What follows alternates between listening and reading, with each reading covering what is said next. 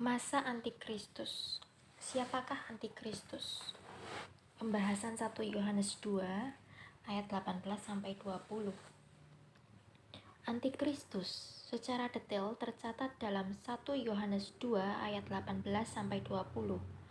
Anti dapat berarti tiruan dan bersifat melawan, dan Kristus adalah yang diurapi. Jadi Antikristus dapat berarti yang pertama, tiruan yang diurapi. Tipe Mesias atau juru selamat yang sedemikian itu sedang dinanti-nanti Israel, yang sebenarnya ada Mesias palsu. Yang kedua, anti yang diurapi, melawan Allah. Yang ketiga, anti pengurapan, melawan kebenaran firman Allah.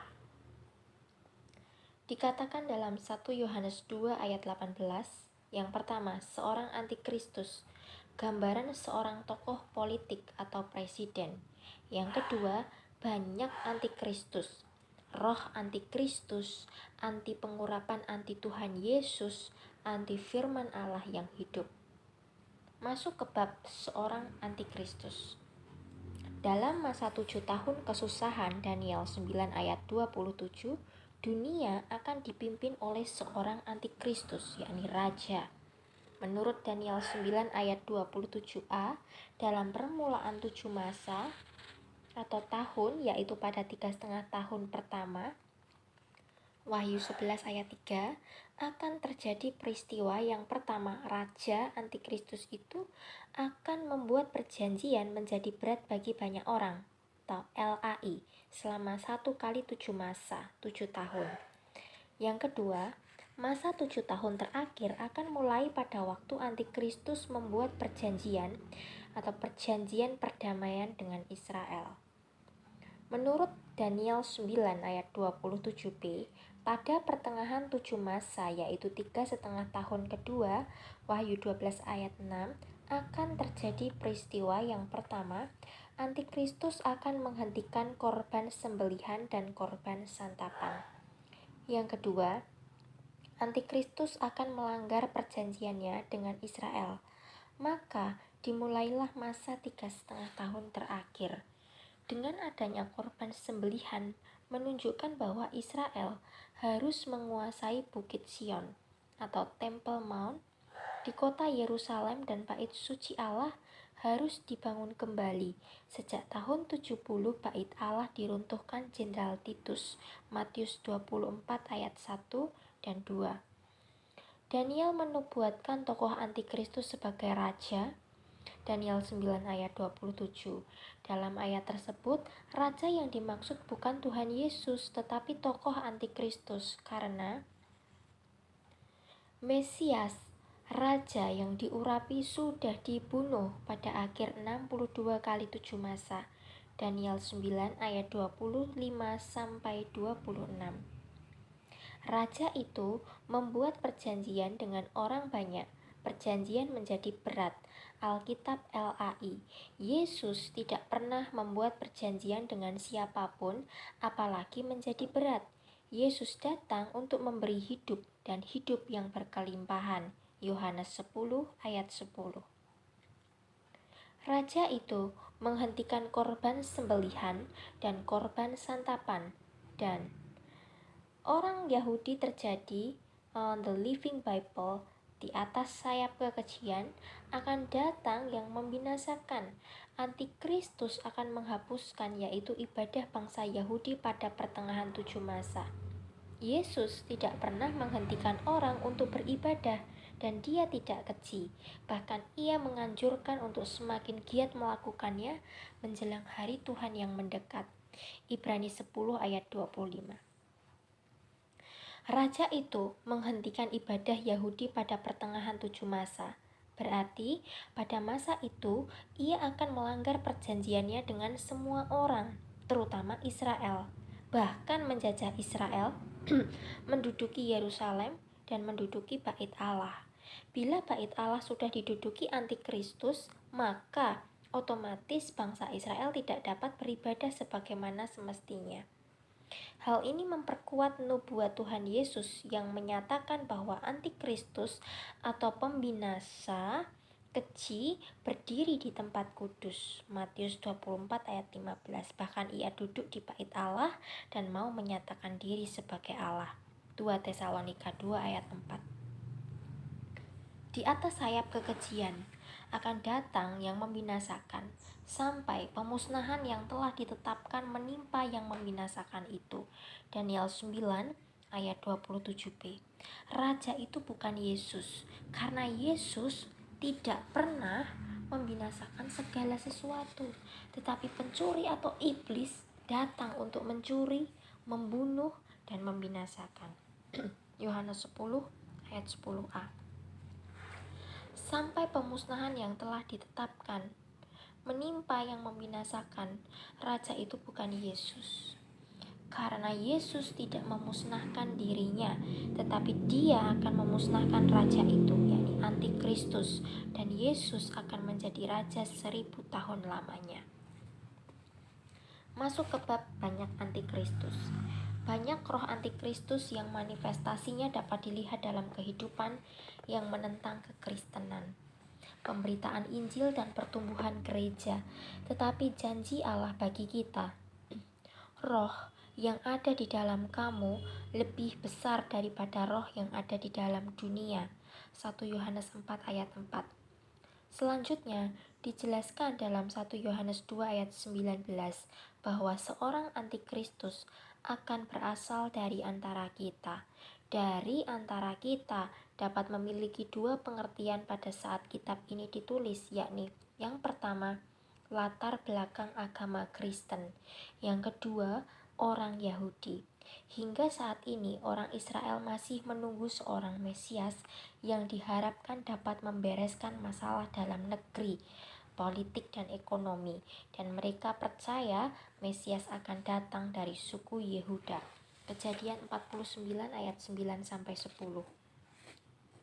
Alkitab menjelaskan Mesias palsu bukan datang dari suku Yehuda, tetapi datang dari suku Dan, karena suku inilah yang akan menghakimi bangsa Israel pada masa kesusahan. Kejadian 49 ayat 16-18. Sesungguhnya Yesus adalah Mesias asli dari suku Yehuda, tetapi Alkitab mengatakan bahwa mereka menolak Tuhan Yesus Kristus yang datang atas nama Bapa, tetapi antikristus yang datang atas namanya sendiri akan mereka sambut. Yohanes 5 ayat 43. Sejak orang Yahudi berhasil mendirikan suatu negara Israel 1948, mereka ingin mencari seorang tokoh politik dunia yang dapat membuat perdamaian di Timur Tengah. Dan akan datang seorang tokoh dari kerajaan Roma baru, federasi 10 negara yang mempunyai kekuasaan yang besar dan kuat atau superpower yang akan menjawab masalah mereka. Dan tokoh ini akan mereka terima, karena tokoh ini yang akan menjadi tokoh dunia pada masa itu. Masuk ke bab pembahasan kitab Daniel. Daniel 2 ayat 41-42, Daniel 7 ayat 7-8, Daniel 7 ayat 19-21, Daniel 7 ayat 23-25, Daniel 8 ayat 23-25, Daniel 8 ayat 11-5, Daniel 11 ayat 5-45, dan Wahyu 13 ayat 1 dan 2. Baik, dari sekian banyak ayat yang kita bahas, semua memberi kesimpulan bahwa antikristus itu akan muncul pada masa kerajaan 10 jari kaki, 10 tanduk, di mana muncul satu tanduk kecil, sombong tapi kuat, bergigi besi. Sombong, mata menyombong, menyisihkan 3 tanduk terdahulu, 3 kerajaan anggota federasi 10 negara Eropa Serikat. Tafsirannya adalah Inggris, Belanda, Jerman, karena ketiga kerajaan ini tidak masuk dalam wilayah kekaisaran Romawi kuno. Raja ini menguasai harta kekayaan Israel, menguasai perekonomian, memperoleh kekuasaan penuh melalui sistem diktator dunia, dan akan melawan kekuasaan Allah. Dia, Raja Utara MEE, akan berperang dengan negeri selatan, Mesir dan sekutunya, membantu Israel dan menang. Pada perjalanan pulang, mengingkari perjanjian dengan Israel, bahkan menduduki tanah permai Israel dan menjajah bangsa ini, menduduki Yerusalem dan Bait Allah. Daniel 11 ayat 40-43. Masuk ke bab pembahasan firman Allah lainnya. Matius 24 ayat 15. Antikristus disebut pembinasa keji. Dia akan membunuh setiap orang yang menentang dia, dan dia akan duduk di Bait Allah, menguasai sistem keagamaan yang ada, dan akan dibantu nabi palsu, nabi yang muncul dari kelompok New Age Movement, sifatnya spiritisme. Tesalonika 2 ayat 4. Antikristus duduk di Bait Allah dan menyatakan diri sebagai Allah. Wahyu 13 ayat 2-7. Antikristus diberi kekuasaan yang besar oleh iblis dan cepat menguasai seluruh sistem di dunia, termasuk segala suku, umat, bahasa, dan bangsa. Pada masa pemerintahannya, dia akan tertembak, mengalami luka yang membahayakan yang mengakibatkan dia koma atau mati suri, dan tim kedokteran menyatakan dia dalam keadaan kritis dan kemungkinan akan meninggal. Tetapi pada saat keadaan kritis itu, dia sembuh dan segera sehat. Dunia heran dan mengikut dia. Dia mengalami mujizat dari setan, bahkan dia punya kuasa yang akan meningkatkan kediktatorannya. Pada 3,5 tahun terakhir, 42 bulan dari 7 masa kesusahan. Ayat 5. Masa pemerintahan antikristus akan meniru Tuhan Yesus, yaitu 3,5 tahun. Wahyu khusus yang Tuhan berikan pada adalah bahwa antikristus akan memerintah sebagai diktator pada usia 30 tahun. Seperti usia Yesus, kira-kira 30 tahun. Jadi, antikristus adalah duplikat Yesus. Hanya pekerjaannya di bumi ini membawa malapetaka dan menuju kebinasaan. Dari seluruh ayat tersebut jelas bahwa tokoh seorang antikristus ini akan muncul dari Laut Tengah, binatang. Wahyu 13 ayat 1. Pemimpin Federasi 10 negara Romawi baru, dan dia pasti Presiden Eropa Serikat yang akan dipilih pada tanggal 1 Januari 1993. Tanpa bermaksud mencari-cari siapa antikristus. Keluaran 23 ayat 13. Saat ini sudah ada beberapa nominasi calon siapa kepala negara Eropa Serikat. Tetapi informasi terakhir yang masuk dan sangat cocok dengan nubuatan Alkitab, disebut-sebut nama Karl von Habsburg, seorang pangeran dari Austria. Perhatikan, Austria sedang berusaha keras untuk masuk MEE. Dia adalah turunan raja-raja yang selama berabad-abad memimpin berbagai kerajaan di Eropa, termasuk kerajaan Romawi suci. Usianya saat ini berkisar 29 tahun, orang keturunan Yahudi asli, dan identifikasi komputer kode ASCII menunjukkan jumlah angka dari huruf namanya 666. Dalam Wahyu 13 digambarkan bahwa binatang antikristus, tokoh politik, diberi kuasa oleh naga, iblis, Lucifer, dan dia dibantu oleh binatang seperti domba bertanduk dua, yakni nabi palsu, tokoh agama kebatinan. Iblis digambarkan selalu meniru Kristus. Perbandingannya dapat dipelajari dalam suatu diagram ya. Dalam diagram, baik, akan saya jelaskan perbedaan antara Kristus dan antikristus atau tiruan Kristus ya. Kristus turun dari sorga, Yohanes 6 ayat 38. Sedangkan antikristus muncul dari jurang maut, Wahyu 11 ayat 7. Kristus datang dalam nama Bapa, Yohanes 5 ayat 43. Sedangkan antikristus datang dalam nama sendiri, Yohanes 5 ayat 43. Kristus merendahkan dirinya, Filipi 2 ayat 8. Antikristus meninggikan diri. 2 Tesalonika 2 ayat 4. Kristus dihina. Yesaya 53 ayat 3, Lukas 23 ayat 18. Antikristus disembah. Wahyu 13 ayat 3 dan 4. Kristus ditinggikan. Filipi 2 ayat 9. Antikristus dilempar ke lautan api. Yesaya 14 ayat 14 dan 15, Wahyu 19 ayat 20. Kristus melakukan kehendak Bapa. Yohanes 6 ayat 38. Antikristus melakukan kehendak sendiri. Daniel 11 ayat 38. Kristus datang menyelamatkan. Lukas 19 ayat 10.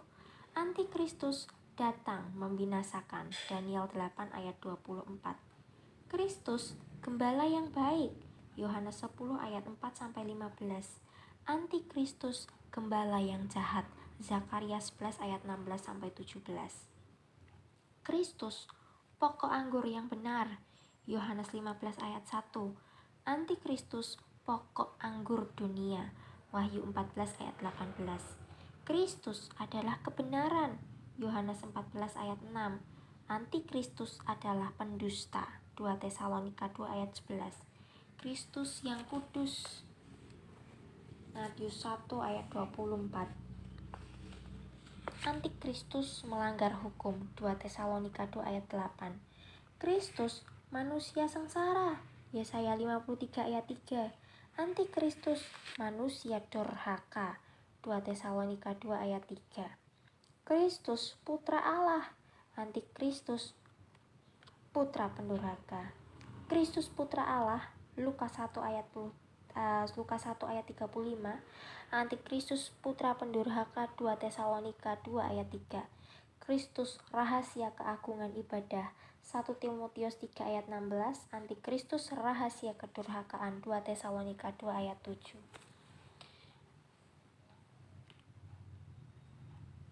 Kristus bintang di timur. Matius 2 ayat 2. Iblis bintang timur. Lucifer. Yesaya 14 ayat 12. Kristus singa dari Yehuda. Kejadian 49 ayat 9. Iblis singa mengaum, menelan jiwa. Ya. Iblis. Jadi perbandingan yang menyatakan bahwa iblis itu juga meniru Kristus. Kemudian ya, perbandingan lainnya yang menyatakan bahwa iblis itu meniru Kristus. Kristus ular tembaga. Yohanes 3 ayat 14, Bilangan 21 ayat 9. Iblis ular tua. Wahyu 12 ayat 9. Kristus Tritunggal Allah. Allah Bapa, Allah Putra yakni Yesus, dan Allah Roh Kudus. 1 Yohanes 5 ayat 7.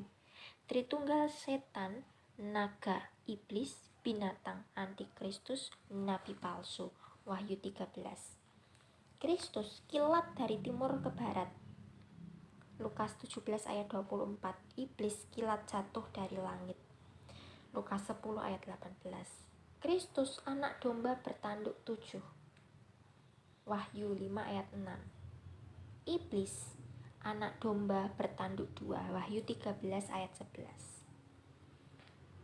Kristus pengikutnya dimeteraikan hamba Allah pada dahi. Wahyu 7 ayat 4. Iblis pengikutnya dimeteraikan tanda 666 pada dahi atau tangan kanan. Wahyu 13 ayat 16 sampai 18. Kristus Yesus membangun gerejanya dengan bahan batu hidup jemaatnya. 1 Petrus 2 ayat 7. Iblis membangun menara Babel dengan bahan batu bata atau fisik yang membuat disebut masons, pembuat batu. Kejadian 11 ayat 3 sampai 4. Kristus melayani mulai usia 30 tahun selama 3,5 tahun. Lukas 3 ayat 23. Antikristus memerintah pada usia 30 tahun selama 42 bulan 3,5 tahun. Masih nubuat. Wahyu 13 ayat 5. Kristus adalah Yesus dari suku Yehuda. Lukas 3 ayat 33, Kejadian 49 ayat 9 sampai 10. Antikristus dari orang Yahudi. Kejadian 49 ayat 16 sampai 17. Masuk ke bab gerakan antikristus. Dari pembahasan pemulihan gereja, kita sudah pelajari bahwa gereja mengalami pemulihan pesat setelah abad ke-17. Keadaan ini diimbangi juga oleh iblis yang meningkatkan kekuatan pengaruhnya selepas abad 17 karena dia tahu waktunya sudah dekat. Wahyu 12 ayat 12b. Sehingga iblis memobilisasi seluruh kekuatannya untuk menghancurkan dunia kekristenan dan dunia secara umum. Demikianlah Alkitab menubuatkan suatu gerakan antikristus yang dijelaskan di dalam 2 Tesalonika 2 ayat 7 dan 8 yang berbunyi, karena secara rahasia kedurhakaan telah mulai bekerja, tetapi sekarang masih ada yang menahan. Kalau yang menahannya itu telah disingkirkan, pada waktu itulah si pendurhaka baru akan menyatakan dirinya, tetapi Tuhan Yesus akan membunuhnya dengan nafas mulutnya dan akan memusnahkannya kalau ia datang kembali. Gerakannya bersifat rahasia, tetapi masih ada yang menahannya. Yang menahan adalah Tuhan Yesus. King James Version melalui gerejanya. Kalau yang menahan itu, yakni jemaatnya atau gerejanya disingkirkan atau diangkat, diamankan, ya, maka antikristus baru akan menyatakan dirinya. Proses penyingkiran sama dengan kasus yang pertama, Lot dan keluarganya disingkirkan, diamankan, maka murka Allah turun atas Sodom dan Gomora. Yang kedua, Nuh dan keluarganya, disertai sepasang hewan disingkirkan, diamankan masuk ke dalam bahtera. Segera sesudah itu murka Allah turun ke atas dunia melalui air bah.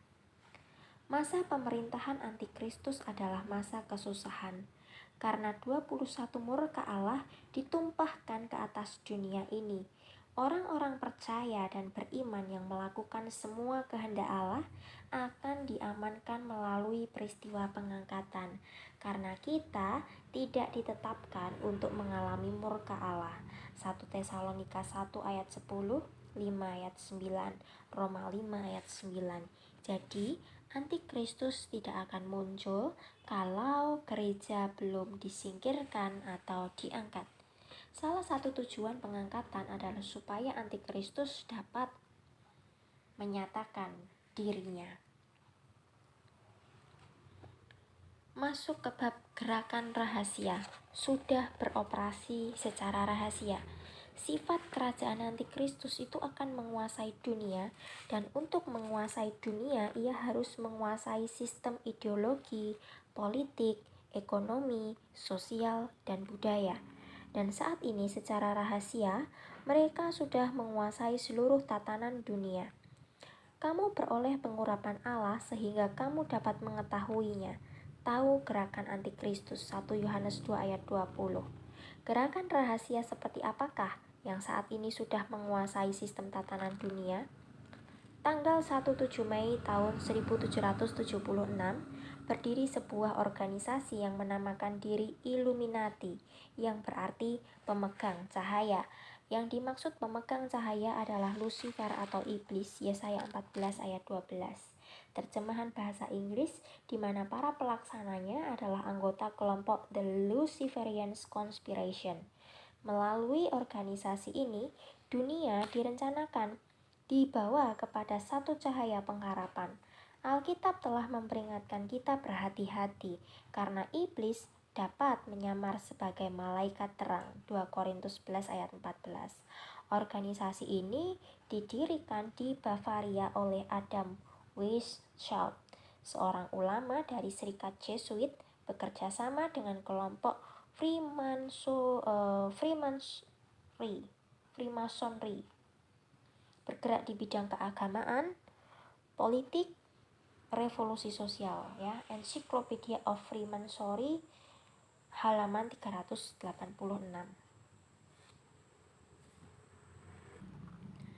Ya, pada awal mulanya organisasi ini didirikan atas perintah Mayer Amschel Rothschild 1744 sampai 1812, seorang bangsawan Yahudi yang anti-Kristen. Tujuan mulanya adalah untuk mendirikan protokol Zion atau Zionisme dalam upaya mempersatukan kembali bangsa Israel yang tercerai-berai.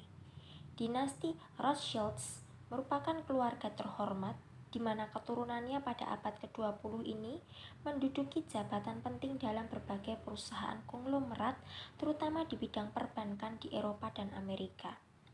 Keluarga ini menguasai hampir sebagian besar bank di dunia, dan salah satu anggotanya menjadi salah satu pendiri Perserikatan Bangsa-Bangsa. Gedung dinasti tersebut pada saat ini dipakai sebagai kantor pusat pemerintahan Eropa Serikat di Brussel, Belgia, gedung salib terbalik.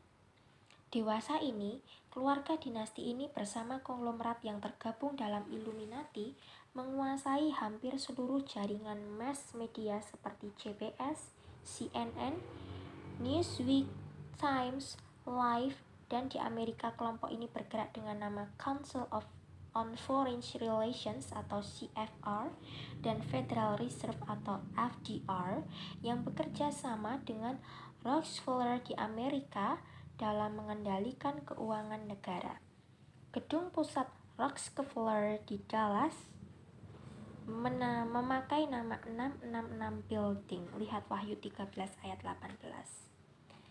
Illuminati mempunyai lambang All-Seeing Eye, yaitu lambang setan yang menggunakan gambar piramid terpancung dengan puncaknya sebuah mata yang dikenal sebagai mata Dewi Iris atau Dewi Mesir yang identik dengan Lucifer atau setan.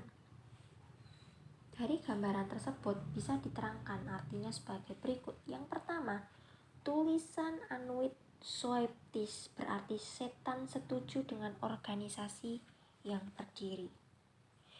Yang kedua, satu mata dalam segitiga atau all-seeing eye adalah mata setan yang kelak menjadi lambang pemerintahan antikristus. Yang ketiga, piramid terpancung dengan 13 blok menunjukkan tingkatan kepemimpinan Illuminati dan hubungan relasi dengan organisasi pendukung lainnya. Blok 1, atap batu piramid terpancung adalah dinasti Rothschilds. Blok 2, Konsel 13 adalah kelompok satanisme yang terdiri dari 13 ahli sihir tingkat dunia.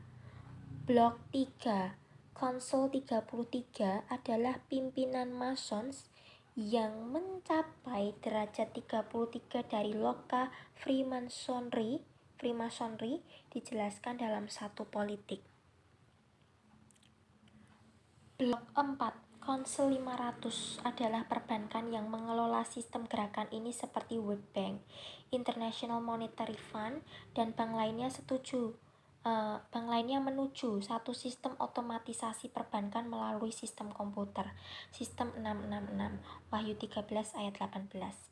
Blok 5, Council of Foreign Relations yang mengatur politik luar negeri dimulai dari Amerika dan akan melanda seluruh dunia, sehingga dunia ini menjadi panggung sandiwara kelompok Illuminati.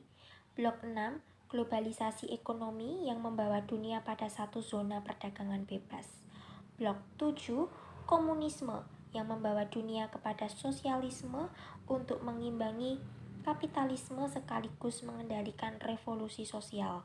Blok 8, Babilonialisme, yaitu suatu faham kemakmuran akibat perkawinan kerohanian dan politik yang membawa kepada gaya hidup glamor, eksklusif, mewah.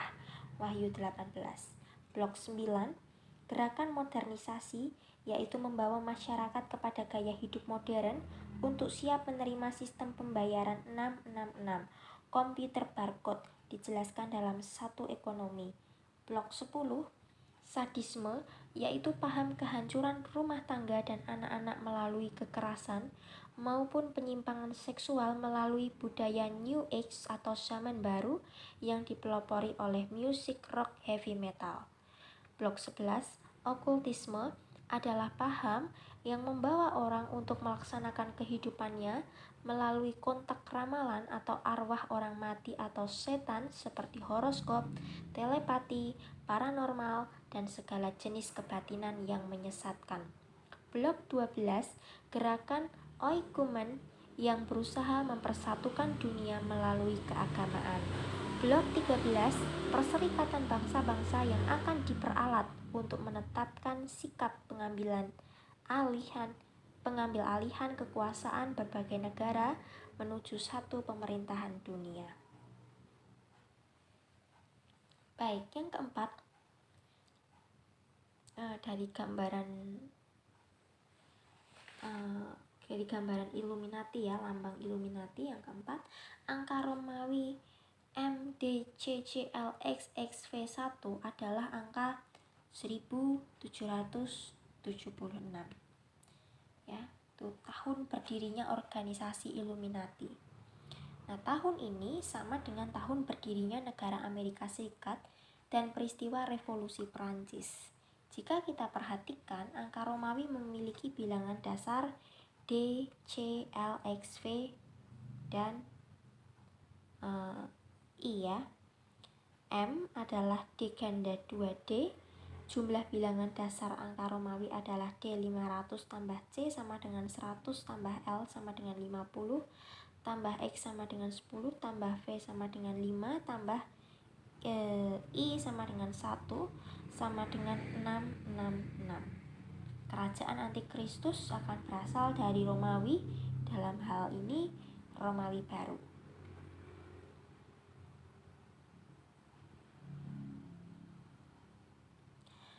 Yang kelima, kata Novus Ordo Seclorum adalah kata sandi untuk satu pemerintahan dunia, one world government, new world order.